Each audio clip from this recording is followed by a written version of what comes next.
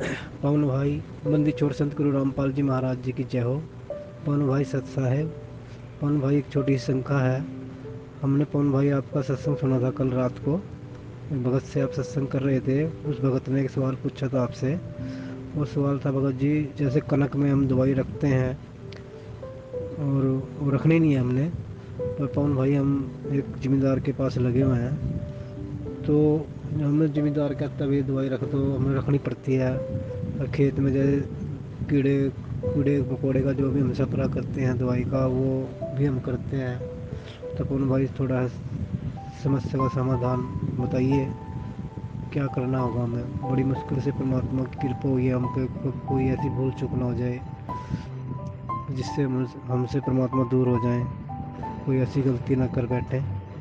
बड़ी मुश्किल से तो परमात्मा की दया हुई है पवन भाई, थोड़ा इस बात का समाधान दें हमें। हम थोड़ा आगे फिर अपना कुछ सोचें या कुछ फिर अपना विचार करें, भी गिरनी नहीं करनी है, कुछ बताएं पवन भाई। सत साहेब पवन भाई। बंदी छोड़ सतगुरु रामपाल जी महाराज जी की जय हो।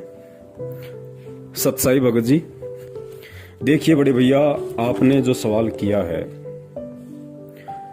उसका जवाब तो परमेश्वर दास को निमित्त बनवा के आप जी को दिलवा देंगे, लेकिन उस जवाब के ऊपर अमल करना, उस जवाब को मानना या ना मानना, वो आपके अपने ज्ञान आधार के ऊपर निर्भर करता है। और दास ने पहले भी जिक्र किया था परमेश्वर के ज्ञान आधार से कि इस भक्ति मार्ग में केवल वही नियम नहीं है जो नियम हमें नाम दीक्षा के समय दिए जाते हैं। जैसे प्रथम नाम के समय परमेश्वर हमें 11 नियम देते हैं, सतनाम के बाद हमें 34 नियम दिए जाते हैं। तो इस भक्ति मार्ग में केवल यही नियम नहीं है। इस भक्ति मार्ग में जब आप ज्ञान की गहराई में जाओगे और परमेश्वर के द्वारा कहे गए सत्संगों पे, उनके वचनों पे जब अमल करना शुरू करोगे तो आपको कदम कदम पे एक नया नियम दिखाई देगा, एक नया नियम आपको दिखाई देगा इस भक्ति मार्ग पे। और आपने जो सवाल किया है वो आपने क्यों किया? वो आपने इसलिए किया क्योंकि परमेश्वर की सत भक्ति अपनाने के बाद आपकी आत्मा ने आपको चेताया कि भाई अपनी रोजी रोटी के लिए, अपने स्वार्थ के लिए आप किसी की हत्या नहीं कर सकते, आप जीवों की हत्या नहीं कर सकते, अपने स्वार्थ के लिए। तो भगत जी, इसका जो समाधान है, इसका समाधान यही है कि जिस व्यक्ति को परम पूज्य सतगुरु रामपाल जी महाराज जी का ज्ञान हो जाएगा और जो उनके तत्व ज्ञान को ध्यान से सुनता है, गहराई से सुनता है, तो उस तत्व ज्ञान में परमेश्वर ने बताया कि एक भगत को अपने गुरुदेव से क्या मांगना चाहिए। सबसे पहले तो भगत को अपने गुरुदेव से यही मांगना चाहिए कि भक्ति दान मोहे दीजियो देवन के देवा हो। सबसे पहले तो भगत ने हमेशा अपने परमेश्वर से, अपने सतगुरु से केवल भक्ति ही मांगनी चाहिए कि हे परमेश्वर, दास को इस काल लोक में भक्ति करवा देना मालिक, दास को मर्यादाओं में रखना परमात्मा, हर समय दास के शीश पे अपना पंजा बनाए रखना परमात्मा। ये भवसागर है, यहाँ बहुत गहरा उलझेड़ा है परमात्मा, आपकी विशेष रजा के बिना यहाँ से जीव का निकलना तो बहुत दूर की बात है, इस भक्ति पे 2 कदम चलना भी दूभर है। तो परमेश्वर आप अपने दास पे विशेष अपनी मेहर रखना। और उसके बाद भगत क्या मांगेगा? उसके बाद परमात्मा ने कहा कि भगत को अपने जीवन उपार्जन के लिए, अपनी रोजी रोटी के लिए केवल परमात्मा से यही प्रार्थना करनी चाहिए कि साईं इतना दीजियो जामे कुटुंब समावे, हम भी भूखे ना रहें अतिथि न भूख हो जावे। कि हे परमात्मा, आपने अपने दास को यह अनमोल ज्ञान देके सब कुछ समझा दिया परमात्मा, और इस ज्ञान को लेने के बाद और जिस जिस आत्मा के अंतःकरण में परमेश्वर सतगुरु रामपाल जी महाराज जी का तत्व ज्ञान उतर जाता है, उसके बाद उस भगत को यह भी मालूम पड़ जाता है कि परमेश्वर की एक और भी वाणी है कि यो गुरु ज्ञान विज्ञान वाणी जीवित ही जग में मरो। गुरु जी का जो ज्ञान है, जो विशेष ज्ञान है, जो विज्ञान है, तत्व ज्ञान है, वो कहता है कि अब भगत को जीवित ही मरने की रिहर्सल करनी पड़ेगी। और जीवित मरने के विषय में परमात्मा ने बताया, यहां की जो सांसारिक इच्छाएं हैं जो केवल हमें काल जाल में ही अधिक फंसाती हैं, हमें उनसे पीछे हटना पड़ेगा, हमें उनसे दूर हटना पड़ेगा। उसको जीवित मरना कहते हैं। गुरुदेव ने बताया जैसे आपका पड़ोसी 4 व्हीलर ले आता है, या आपका पड़ोसी कोई बहुत अच्छी फैक्ट्री लगा लेता है, बहुत अच्छा पैसा कमा रहा है, तो उस पड़ोसी को देख के यदि हमें ज्ञान है तो हमने अपने मन में जैसी सांसारिक भोग विलासिता की वस्तुएं उसके पास में है, उनको प्राप्त करने की इच्छा हमारे अंदर उत्पन्न नहीं होनी चाहिए। उसी को जीवित मरना कहते हैं। तो उसके बाद परमात्मा ने बताया कि दूसरी बात केवल परमात्मा से हमारे को यही मांगनी है कि साईं इतना दीजिए जिसमें कुटुंब समावे, और हम भी भूखे ना रहें, साधु न भूखो जाओ। तो भगत जी फिर आप ये बताइए, फिर जीव हत्या करने वाली बात आ कहां जाएगी? आज आप किसी जमींदार के वहां पे मजदूर बन के मजदूरी कर रहे हैं, आपको महीने का 10 से 15 हजार रुपए में मिल जाता होगा, और आप वहां पे पाप कितने कमा रहे हैं? आप करोड़ों जीवों की उस फसल के ऊपर स्प्रे करने के लिए जो आप केमिकल का यूज करते हैं, या उसके जो अन्न का भंडार है वहां पे आप केमिकल वगैरह रखते हैं, उसमें कितने जीवों की हत्या होती है, कितने सूक्ष्म जीव मरते हैं। भगत जी वो पाप किसको लगेगा? वो पाप हमें लगेगा। उसको तो लगेगा ही लगेगा, लेकिन वो पाप हमें भी लगेगा, क्योंकि हम अपनी रोजी रोटी के लिए, अपने स्वार्थ के लिए, अपने पेट पालन के लिए हम दूसरे जीवों की हत्या का पाप अपने सिर पे रख रहे हैं। भगत जी उस जमींदार को तो ज्ञान नहीं है, वो तो पता नहीं क्या क्या प्लानिंग करके बैठा हुआ है, और सांसारिक व्यक्ति की तो अनेकों प्लानिंग होती है, एक खत्म नहीं होती, उससे पहले 2 नई प्लानिंग तैयार हो जाती हैं। लेकिन हम भगत हैं, और परमात्मा ने बताया कि रोजी रोटी का कोई एक ही तरीका नहीं है। यहां पे अरबों खरबों की संख्या है दुनिया में, सभी लोग थोड़े ना कोई स्प्रे करके अपना पेट भरते हैं। परमात्मा ने हर किसी को हर प्रकार का व्यवसाय दिया हुआ है। अब मान लीजिए भगत अगर पहले कोई कसाई का काम करता था, तो नाम लेने के बाद वो कसाई का काम थोड़ी करेगा, उसको उस काम को चेंज करना होगा भाई, परमात्मा से प्रार्थना करके आगे बढ़ना होगा। और भक्ति के लिए जो व्यक्ति गलत रास्ते को छोड़ता है, उसके लिए परमात्मा 10 नए रास्ते खोल देता है।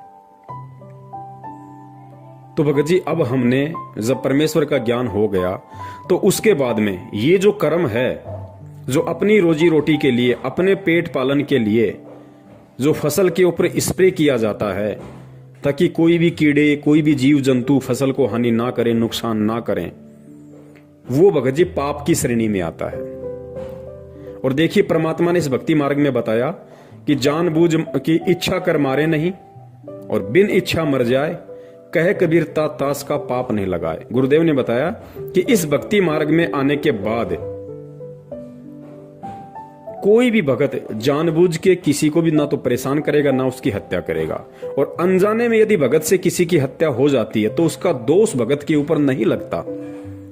हालांकि गीता जी का ज्ञान बहुत ही अटल है, और गीता जी के ज्ञान में कहा गया है कि जीव जैसा कर्म करता है वैसा उसको उसका भोग भोगना पड़ता है।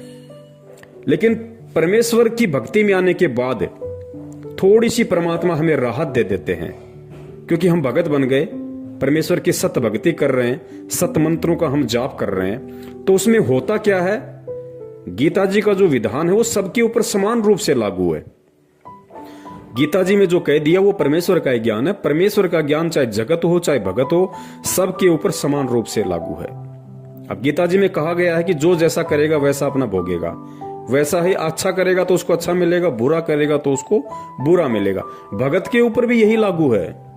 लेकिन भगत को परमात्मा ने ऐड दे दी, राहत दे दी, भगत को परमात्मा ने समाधान दे दिया, पर भगत को परमात्मा ने सच्चा नाम दे दिया। अब जैसे हम सारा दिन अपनी रोजी रोटी के लिए भटकते हैं, और परमेश्वर कहते हैं कि पृथ्वी ऊपर पग जो धारा करोड़ जीव एक दिन में मारे, कि एक व्यक्ति जब अपने घर से रोजी रोटी के लिए निकलता है तो 1 करोड़ जीवों की हत्या करके शाम को वापस लौटता है, सूक्ष्म जीवों की। अब वो कर्म जगत वालों पे लागू है, और वो कर्म हम भक्तों पर भी लागू है।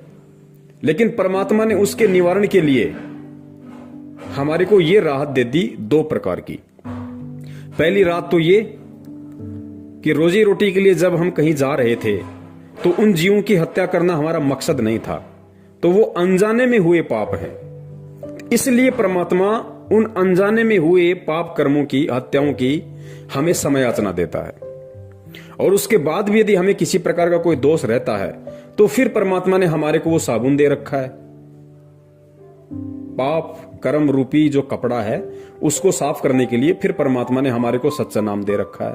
उस सच्चे नाम के सुमरण से फिर वो पाप कर्म धुल जाते हैं। लेकिन जगत वालों के ऊपर ऐसा कुछ नहीं है, उनको तो भोगना ही पड़ेगा, क्योंकि ना तो वो परमात्मा के शरण में है ताकि परमात्मा उसको ये राहत दे सके कि भाई अगर अनजाने में तेरे से कोई गलती हो गई तो उसको मैं क्षमा करूंगा, क्योंकि जगत वाले परमात्मा के शरण में नहीं है, इसलिए उनको ये राहत भी नहीं है। और ऊपर से उनके पास कोई सतनाम भी नहीं है, सच्चा नाम भी नहीं है, परमात्मा की शरण भी नहीं है, तो जगत वाले तो हर तरीके से पाप में ही गल रहे हैं। लेकिन हम भक्तों को परमात्मा ने अनजाने में हुए या धोखे से यदि हमारे साथ किसी ने कोई छलबल किया है तो उसका पाप कर्म हमारे ऊपर नहीं लगता है, ये परमेश्वर ने हमें राहत दे दी। लेकिन भगत जी, फसल के ऊपर जो स्प्रे किया जाता है कीड़ों को खत्म करने के लिए, जो फसल को नुकसान करते हैं उन कीड़ों को समाप्त करने के लिए जो फसल पे छिड़काव किया जाता है केमिकल का, भगत जी वो तो अनजाने की गलती नहीं है, वो तो जानबूझ के किया जा रहा है। और किया केवल इसलिए जा रहा है ताकि हम उन कीड़ों को समाप्त कर सकें। उन कीड़ों को जानबूझ के मारने के लिए वो स्प्रे किया जाता है ताकि फसल बर्बाद ना हो, फसल को किसी प्रकार का कोई नुकसान ना हो। तो भगत जी ये अनजाने की गलती नहीं है, ये जानबूझ के की जा रही गलती है। और भगत होने के बाद यदि जानबूझ के भगत गलती करेगा तो जिस प्रकार परमात्मा ने अनजाने की गलती के लिए भगत को माफ करने की बात कही है, उसी प्रकार इस भक्ति में आने के बाद में जानबूझकर की गई गलती की सजा भगत को जगत से कई गुना ज्यादा मिलती है। यह परमात्मा का विधान है। तो भाई हम ऐसे पंगे में पांव क्यों दें? अब बहुत सारे भगत भाइयों को शंका हो जाएगी कि भाई हमारे पास तो सैकड़ों बीघा जमीन है, मेरे पास तो 50 किला जमीन है, और मैं तो गेहूं भी करता हूं, पूरी जमीन में सरसों भी करता हूं, जो मक्का बाजरा भी करता हूं, तो भाई मुझे तो उसमें कीटनाशक का इस्तेमाल करना पड़ता है, तो फिर मैं क्या करूं? देखिए भगत जी, ये सतगुरु रामपाल जी महाराज जी की सत भक्ति है, और इस भक्ति में सबसे पहले हमने भगत बनना पड़ेगा, साधु बनना पड़ेगा। और साधु बनने के लिए सबसे पहले हमें अपनी इच्छाओं को सीमित करना पड़ेगा।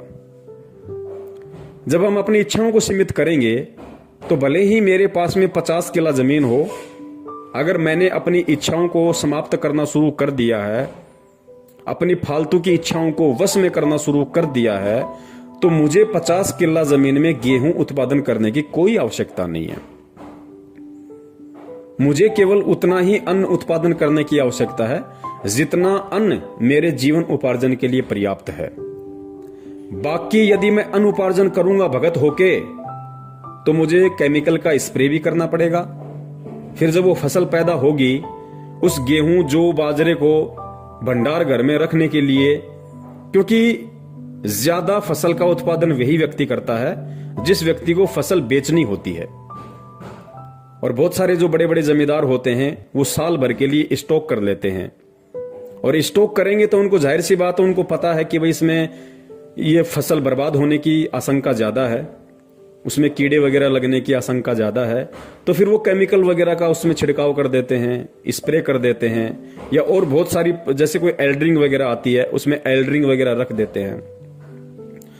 तो भगत जी, भगत होके अब हमने ये नहीं करना है, और जितनी हमारे को जीवन उपार्जन के लिए अन्न उत्पादन करना आवश्यक है, अब हमने केवल उतना ही अन्न उत्पादन करना है। भले ही मैं भगत हूं और मेरे पास में 50 किला जमीन है, और मेरा साल भर का काम यदि 5 किला जमीन के गेहूं से चल रहा है तो मुझे 5 किलो गेहूं जमीन में ही गेहूं उत्पादन करना है।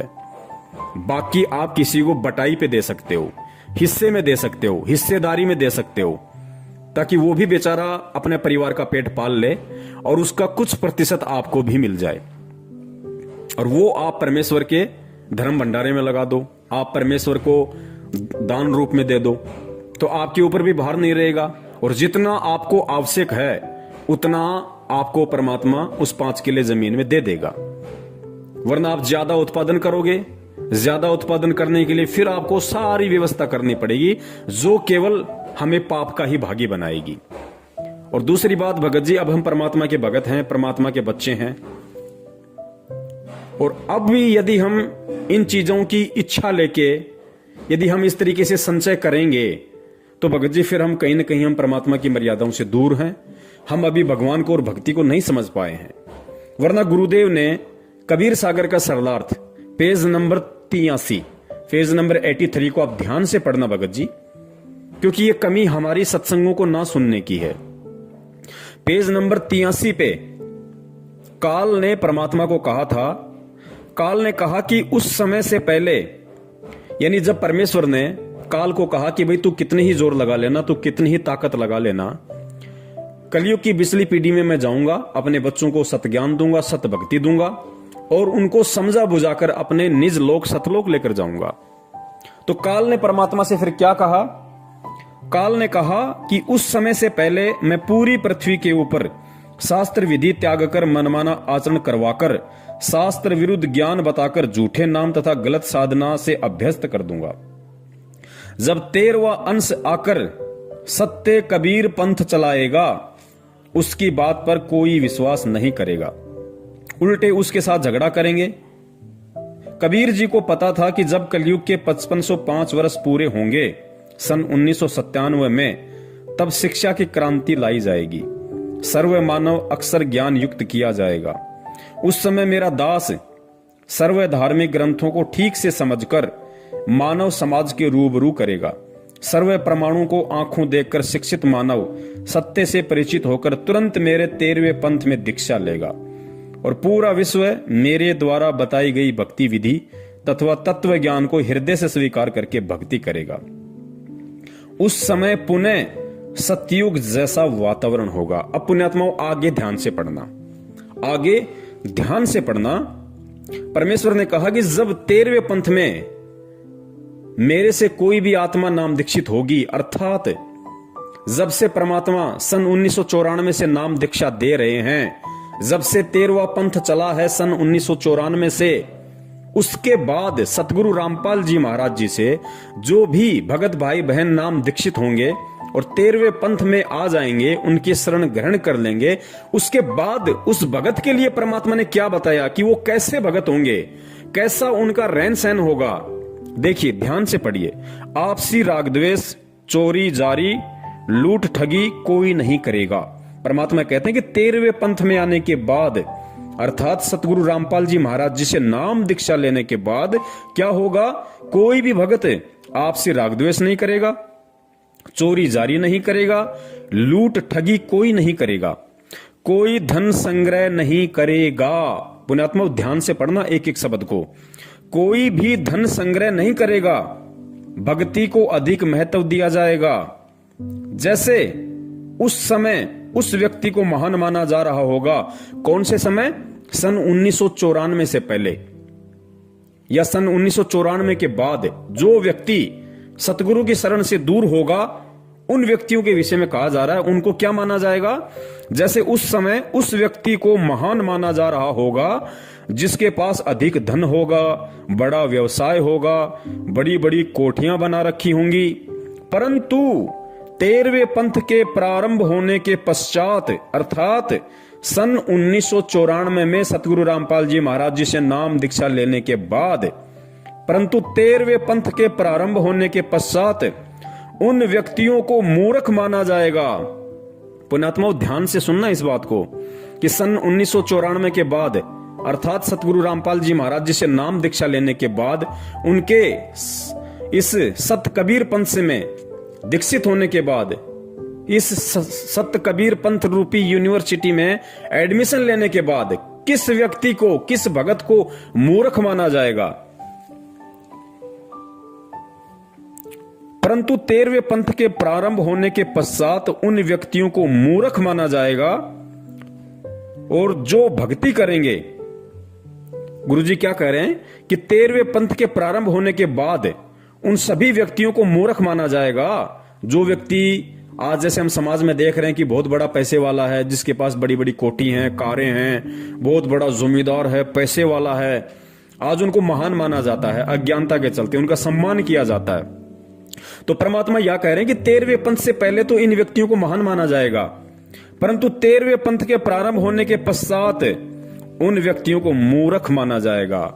पुण्यात्माओं, परमेश्वर ने स्पष्ट कर दिया कि 13वें पंथ के प्रारंभ होने के बाद में जब भगत को ज्ञान हो जाएगा तो उन व्यक्तियों को मूर्ख माना जाएगा, और जो भक्ति करेंगे सामान्य मकान बनाकर रहेंगे, उनको महान, बड़े और सम्मानित व्यक्ति माना जाएगा।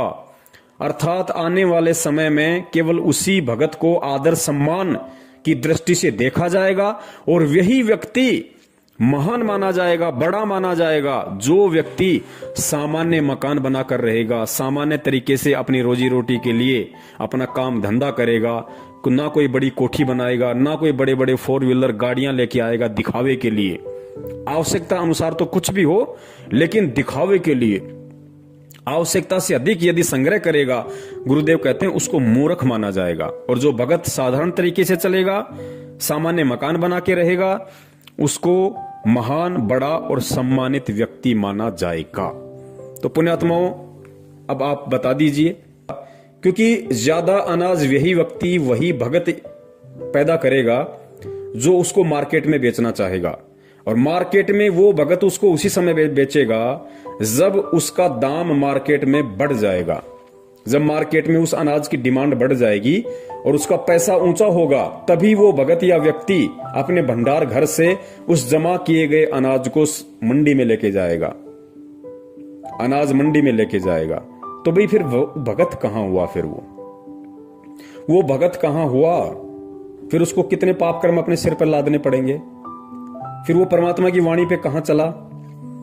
अगर वो भगत है तो उसको इतना जोड़ जुगाड़ करने की जरूरत ही नहीं, क्योंकि भगत तो परमात्मा से यही मांगेगा, और भगत के लिए परमात्मा ने यही बताया कि साईं इतना दीजियो जिसमें कुटुंब समावे, हम भी भूखे ना रहे साधु न भूखा जावे। तो 100 किल्ला जमीन में फिर उस भगत को अनाज पैदा करने की जरूरत कहां पड़ गई? फिर 100 किल्ला जमीन में अनाज पैदा करते समय उसको स्प्रे करने की जरूरत कहां पड़ गई? फिर उसको उस अनाज को भंडार घर में जमा करने की जरूरत कहां पड़ गई? फिर उसको ऊंचे दाम होने पे अनाज मंडी में बेचने की जरूरत कहां पड़ गई? और जब वो उस अनाज को बेचेगा, लाखों में जब पैसा उसके घर में आएगा, फिर उस पैसे का क्या करेगा? वो क्या करेगा? अरे रोजी रोटी के लिए तो उसको 1 साल में 12 बोरी बहुत है, उसको 12 क्विंटल अनाज बहुत है उस व्यक्ति को। बाकी का अनाज उसने किस लिए पैदा किया? सिर्फ और सिर्फ पैसा कमाने के लिए, धन कमाने के लिए। वो धन जब उसके घर में आएगा, फिर वो क्या करेगा? वो फालतू के नाटक करेगा, देखा देखी गाड़ी लाएगा, एक कोठी उस लड़के को बना के देगा, एक कोठी दूसरे लड़के को बना के देगा। क्या करेगा वो? उसका कोई रिश्तेदार उससे उधार ले जाएगा 5-10 लाख रुपए, समय पे नहीं देगा तो फिर उसके टेंशन शुरू हो जाएगी, 2 साल तक नहीं दिए फिर झगड़ा शुरू हो जाएगा, फिर केस मुकदमा शुरू हो जाएगा। और परमेश्वर कहते हैं कि भाई नौका में पानी बढ़े और घर में बढ़ जा दाम, दोनों हाथ उलटियो यो ही शाणु काम। परमात्मा तो कहते हैं कि भैया इसका संचय करना ही नहीं हमें। हम भगत हैं तो हमने बिल्कुल सादा तरीके से, साधारण तरीके से हमने रहना पड़ेगा, हमने चलना पड़ेगा इस भक्ति मार्ग पे। तो क्यों हम ये सिर पे अपना बोझ धरें? तो बड़े भाई, यदि आप किसी बड़े जमींदार के यहां पे काम कर रहे हैं, मजदूरी कर रहे हैं, तो आपको ये कोई अधिकार नहीं है कि आप अपनी रोजी रोटी के लिए और करोड़ों जीवों की स्प्रे करके हत्या करें। भगत जी, आपको विश्वास होना चाहिए, आप परमात्मा के भगत हैं, आप परमात्मा के बच्चे हैं, और अब आपको विश्वास हो जाना चाहिए कि जिस परमात्मा ने जन्म लेने से पहले मां के गर्भ में 9 महीने तक मुझे आहार खिलाया, मुझे अमी महारस खिलाया, वहां भी परमात्मा ने मेरा पेट पालन किया। और जैसे ही मां के गर्भ से बाहर आया तो परमात्मा ने जिन मां के स्तनों में दूध का टपका नहीं था, परमात्मा ने वो भी खोल दिए। और फिर जब हमारे दांत आना शुरू हुए, हम रोटी खाने के लायक हुए, तो परमात्मा ने माता पिता के थ्रू उन्होंने हमारी परवरिश की। और जब समझदार हो गए तो परमात्मा ने हमें काम धंधा दिया। तो भगत जी, फिर हमें आज टेंशन क्यों है? आज तो हम सीधे परमात्मा की शरण में हैं, हम सीधे सतगुरु की शरण में हैं। और हमें विश्वास होना चाहिए कि जिस सतगुरु ने, जिस पूर्ण परमेश्वर ने सतगुरु रूप में आके संत रामपाल जी महाराज जी के रूप में प्रकट होके मुझे भक्ति दी, मुझे भजन दिया, जिस परमात्मा ने मुझे भजन दिया वो मुझे भोजन क्यों नहीं देगा? मुझे अवश्य भोजन देगा। भोजन की व्यवस्था भी वो ही करेगा। लेकिन उसके लिए अब हमने भगत जी इस तरह के उल्टे काम धंधे नहीं करने हैं, या ऐसा कोई भी काम नहीं करना जिसमें परमात्मा की मर्यादाओं का हनन होता हो, परमात्मा का विधान टूटता हो। अब यहां पे कुछ भगत भाई उनको और शंका हो जाएगी कि भगत जी हमारे थोड़ी जमीन ज्यादा है, या हमारी जमीन तो ऐसी है, उसमें जब तक हम यदि कीटनाशक का छिड़काव ना करें, यदि हम जब बीज की बिजाई करते हैं तो बिजाई के समय हमने उसमें केमिकल लगाना पड़ता है, एल्ड्रिंग लगानी पड़ती है, ताकि जब वो जमीन में हम बीज डालेंगे ट्रैक्टर के माध्यम से, हल के माध्यम से, तो उसको कीड़े ना लग जाएं। भगत जी अब हमने ये परंपरागत तौर तरीके नहीं अपनाने जगत वाले। जगत के लिए तो ठीक नहीं कह सकते, लेकिन उनको ज्ञान नहीं है इसलिए वो लोग कर रहे हैं। लेकिन हम भगत हैं, अब हमने भगत जी बीज बिजाई के समय हमने किसी भी प्रकार के केमिकल का इस्तेमाल नहीं करना है, ये सोच के कि इससे फसल में कीड़ा नहीं लगेगा। भगत जी देखिए, दास को अच्छे से पता है, दास भी एक किसान परिवार से है।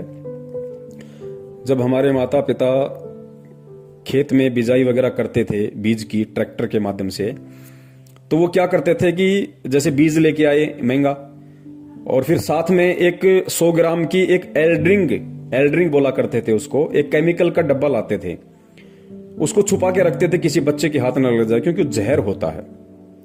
और जो बीज होता था जमीन में डालने वाला, उस बीज में उसको मिला दिया करते थे अच्छे से मिक्सिंग करके, फिर उसको ट्रैक्टर के माध्यम से जमीन में उसकी बिजाई की जाती थी, ताकि जमीन में कीड़ा ना लगे, उसको अन्न को, उस बीज को कीड़ा ना लगे। और भगत जी जब ट्रैक्टर के माध्यम से वो जमीन में बीजा जाता था, तो बहुत सारे प्रकार के जैसे बगुले होते हैं, चिड़ियां होती हैं, ये उस बीज को खाने के लिए, या जैसे ही कोई कीड़े मकोड़े हल चलते समय ऊपर आ जाते थे, उनको खाने के लिए वो पीछे पीछे चलते रहते थे। और जब किसी चिड़िया या बगुले के मुंह में वो एल्ड्रिंक लगा हुआ, वो जहर लगा हुआ अन्न उसके मुंह में आ जाता था, उसको खा लेता था, भगत जी कुछ ही देर के बाद में वो तड़प तड़प के मरता था। तो भगत जी वो दोष किसको लग रहा? हम क्यों ऐसे पंगे में पांव देंगे? अब जगत वाला तो कर सकता है, लेकिन भगत नहीं कर सकता। अब हम भगत हैं, अब हमारे को भगवान पे विश्वास करना पड़ेगा।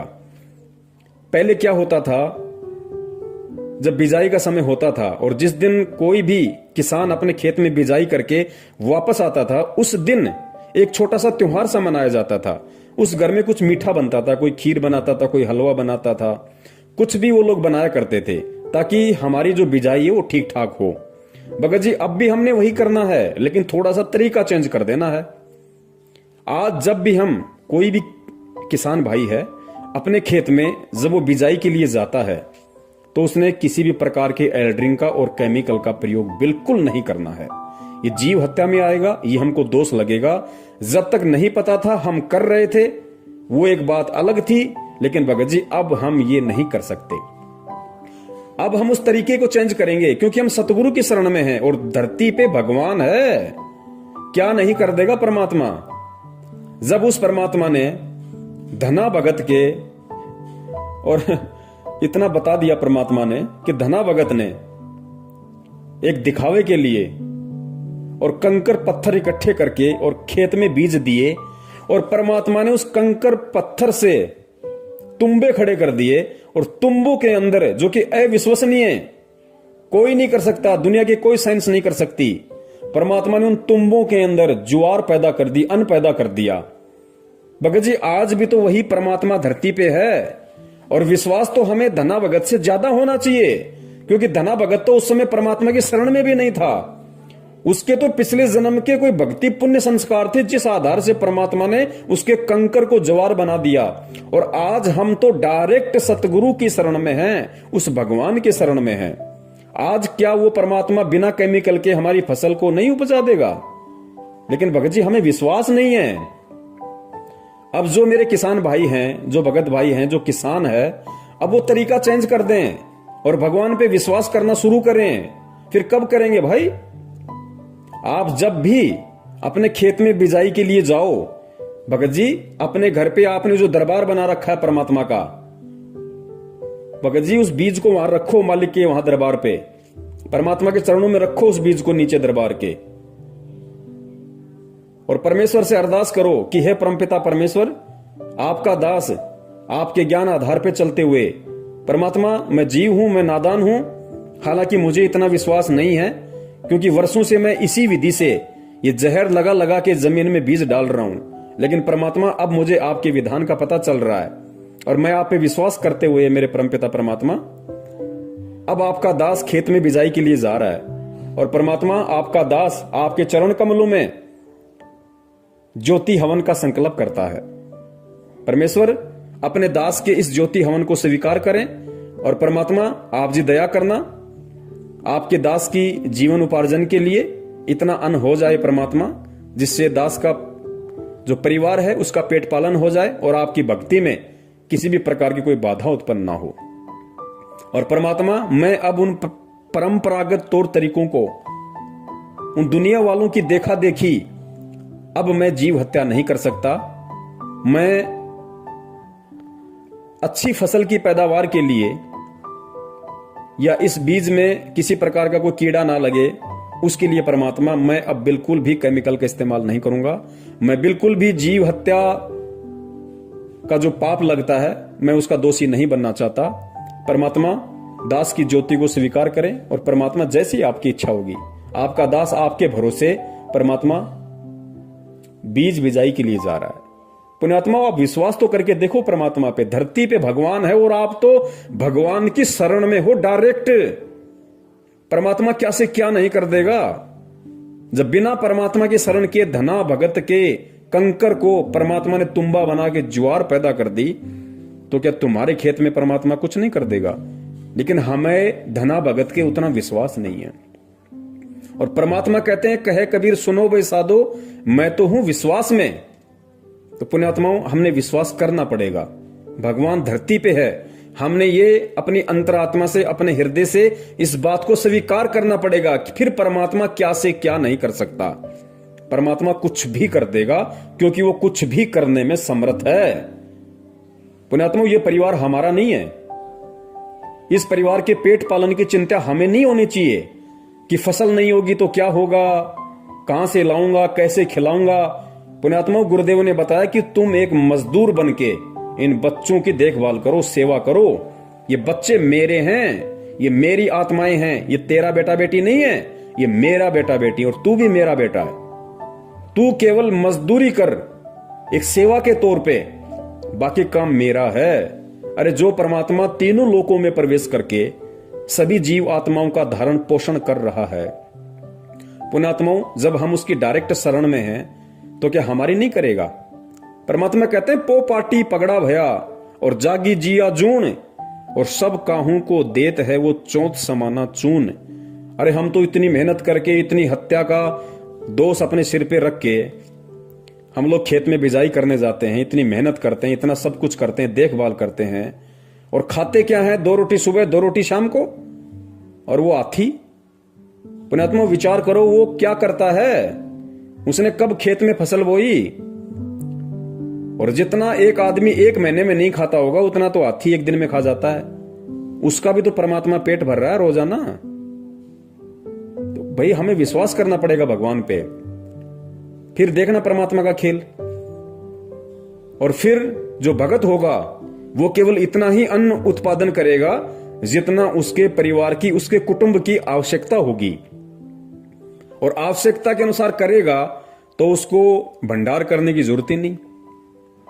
वो सीधा सीधा अपने घर में 8-10 बोरी जो भी होंगी अपना रोजी रोटी के लिए अपना वो रख लेगा और बाकी को अपना मार्केट में सेल कर देगा, नमक लूण मिर्ची के लिए या अन्य छोटी मोटी आवश्यकता की जो वस्तुएं हैं उसके लिए। यदि उसको अन्न कुछ बचता है तो उसके लिए वो अनाज मंडी में उसको सेल कर देगा, और साल भर का उसको जितना चाहिए उतना वो अपने घर पे रख लेगा।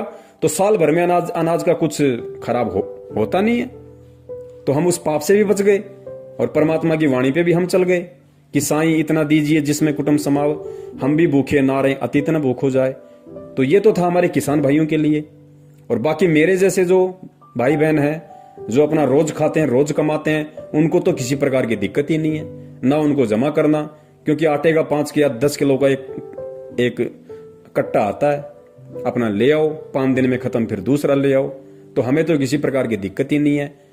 तो किसान भाइयों को इस तरीके से इस भक्ति मार्ग पे अब परमेश्वर पे विश्वास करके और दुनिया वालों की देखा देखी फालतू की चीजों की इच्छा के लिए, या वैसे भी नादानी में जैसे दुनिया पहले जो सारे ये कर्म कर रही थी, एल्ड्रिंग लगा के, केमिकल लगा के बीज की बिजाई करना, फिर फसल के ऊपर स्प्रे करना। पुण्यात्माओं, अब हमने धना भगत जी से ये सीख लेते हुए और परमात्मा धरती पे है इस बात को अपने हृदय में समा के और मालिक पे विश्वास करके अब हमने चलना पड़ेगा। फिर परमात्मा हमारे से दूर नहीं है, वो सब देख रहा है, वो सब देख रहा है। और परमात्मा कहते हैं साहिब से सब होता है, बंदे से कुछ नहीं, वो राई से पर्वत कर दे, फिर पर्वत से राई। जो परमात्मा पर्वत से राई और राई से पर्वत, मतलब परमात्मा 1 सेकंड में सब कुछ विध्वंस कर दे और अगले ही पल परमात्मा वैसा का वैसा कर दे, उसको कहते हैं राई से पर्वत और पर्वत से राई करना। तो पुण्यात्माओं, परमात्मा हमारे लिए फिर क्या कुछ नहीं कर सकता, और वो यहां पे हमारे लिए ही तो कुछ करने के लिए आया हुआ है। और किस लिए आया परमात्मा सतलोक छोड़ के? आप और हमारे लिए आया हुआ है। हमें वो भक्ति देने के लिए आया है, अपना विधान संविधान बताने के लिए आया है, उस संविधान पे हमारे को चलना कैसे है वो बताने के लिए आया है। और जब हम परमात्मा के हिसाब से चलेंगे, परमात्मा के संविधान पे चलेंगे, तो पुण्यात्माओं फिर परमात्मा क्या नहीं कर देगा? परमात्मा कुछ से कुछ भी कर देगा। तो अब हमने इन सब बातों का पुण्यात्माओं विशेष तौर से ध्यान रखना है। और दास केवल उतनी ही बात आप जियों को कहेगा जो बात परमेश्वर के ज्ञान आधार से है, और जिस बात पे दास खुद भी चलता है। दास केवल वही बात अपने वीडियो के माध्यम से भगत समाज को बताता है जो दास भी अमल करता है, वरना दास को भी परमात्मा की विधान का अच्छे से पता है कि करनी तज कथनी कथ है, अज्ञानी दिन रात, कुत्ते जू भोकत फिरे, सुनी सुनाई बात। तो मैं कुत्ते की शरण में आ जाऊंगा अगर मैं संगत को, मेरे भगत भाई बहनों को सलाह देता रहा, उनका समाधान करता रहा, और मैं खुद यदि उन पॉइंट्स पे अमल नहीं करूंगा, तो पुण्यात्मा फिर मैं कुत्ते की शरण में आ जाऊंगा, परमात्मा मुझे कभी माफ नहीं करेगा। इसलिए दास केवल उतनी ही बात बोलता है और वही सलाह अपने भगत भाई बहनों को देता है जो दास उन पे अमल करता है। अन्यथा दास को कोई अधिकार नहीं है किसी को कोई सलाह देने की। तो पुण्यात्माओं, अब हम भगत हैं और परमात्मा धरती पे है, अब हमने इस तरीके से चलना होगा। और भगत जी, ठीक है, आप किसी जमींदार के वहां पे काम कर रहे हैं, आप उसका ये सीजन तो निकालो, बीच में छोड़ोगे वो भी ठीक नहीं है, किसी को धोखा देना भी गलत है। लेकिन आप जब तक वहां पे काम कर रहे हो और आपके सामने ऐसी नौबत है, तो भगत जी ये सीजन तो आपने उसका निकालना पड़ेगा। और परमात्मा से आप जी प्रार्थना कर करके जब भी आप अपना वो करो, स्प्रे वगैरह कुछ भी आपको करना पड़े, तो अपना जो भी परमेश्वर का आपको नाम मिला हुआ है, आप परमेश्वर के नाम के साथ में और मंगलाचरण के साथ में आप जी ने परमात्मा से प्रार्थना करते हुए, समय याचना करते हुए आपने अपना वो कर्म करना है कि परमात्मा जैसे तैसे करके इसका ये सीजन निकल जाए, उसके बाद ये अपने मैं अपने, और परमेश्वर मैं रोड पे ठेला लगा के अपना जीवन उपार्जन कर लूंगा, लेकिन इस पाप में पांव दोबारा नहीं दूंगा। तो भाई इस तरीके से हमने बचना पड़ेगा भगत जी, क्योंकि ये सब कुछ काल के दाव हैं। देखो, ऐसे उपाय वो व्यक्ति करता है जो भक्तिहीन है, जिसके पास में भक्ति नहीं है, जिसको भगवान पे विश्वास नहीं है, या जिसको बहुत सारी इच्छाएं जिसके अंदर हैं। तो भगत जी वो व्यक्ति इस तरह के काम किया करता है, और काल यही चाहता है, क्योंकि अभी परमात्मा ने पढ़वाया ना, काल ने कहा था कि उस समय तक तो मैं इन जीवों को भक्ति से इतना दूर कर दूंगा, भगवान से इतना दूर कर दूंगा कि जब 13वें पंथ में तेरा दास जाएगा तो कोई उसकी बात को स्वीकार भी नहीं करेगा। लेकिन भगत जी अब हमने, चूंकि हम अगर भगत बने हैं, तो भगत जी हमने भगत बन के दिखाना पड़ेगा। हमने भगत के गुण, भगत के लक्षण अपने ऊपर धारण करके दिखाने पड़ेंगे। हमने काल को नीचा और सतगुरु का मस्तिष्क इस ज्ञान आधार से ऊंचा करके दिखाना पड़ेगा कि हम संत रामपाल जी महाराज जी के सच्चे भगत हैं, हम उनके सच्चे शिष्य हैं, ताकि काल को भी शर्म आ जाए कि वास्तव में जो परमेश्वर ने कहा था मेरे से, वो परमात्मा ने मेरी लाख कोशिशों के बावजूद भी कर दिखाया। तो ये खाली एक किसान वाला क्षेत्र नहीं, जिस भी क्षेत्र में या जिस भी व्यवसाय में जो भी भगत भाई बहन हैं, और यदि उन व्यवसाय में उस व्यवसाय के अकॉर्डिंग यदि ऐसी कोई प्रॉब्लम है, ऐसी कोई दिक्कत है, ऐसी कोई बाधा है जो परमात्मा के विधान के खिलाफ है, परमात्मा की जहां मर्यादाओं का हनन होता है, तो उन भगत भाई बहनों ने भी परमात्मा के ज्ञान आधार से इसी प्रकार उनका समाधान करना पड़ेगा। और हर स्थिति में अंततः उन बातों से दूर हटके और परमात्मा को प्रसन्न करना पड़ेगा, और ये दिखाना पड़ेगा परमेश्वर को कि परमेश्वर आपने हमें जो शिक्षा दी, आपने हमें जो भक्ति दी, और आप हमें जैसा बनाना चाह रहे हैं परमात्मा, हम भी उसके अकॉर्डिंग बनने की पूरी कोशिश कर रहे हैं। तो गुरुदेव कहते हैं जब इंसान खड़ा होकर चलने लगता है तो परमात्मा पीछे से धक्का मार देता है, और जो मेरे जैसा नालायक घुटने टेक के बैठ गया उसको परमात्मा क्या जबरदस्ती खड़ा करेगा। तो भाई अगर हम भगत बने हैं तो हमने फिर भगत पूरा ही बनना है, कच्चा भगत नहीं बनना, फिर आधा अधूरा भगत नहीं बनना, परमात्मा को दुखी नहीं करना। क्योंकि हमारे राजस्थान में कहावत है कि भाई जब ओखली में सिर दे दिया तो फिर मूसल से क्या डरना। अरे जब ओखली में मुंह दे दिया फिर मूसल से क्या डरना। जब परमात्मा की भक्ति अपना ली, भगत बनने की जो प्रोसीजर है वो हमने शुरू कर दी, तो भाई भगत ही बन के दिखाना फिर, ताकि दुनिया भी याद रखे और दुनिया भी सोचने पे मजबूर हो जाए कि भाई अगर भगत हो तो संत रामपाल जी महाराज के जैसे हों। बंदी छोड़ सतगुरु रामपाल जी महाराज की जय हो। सत साहिब।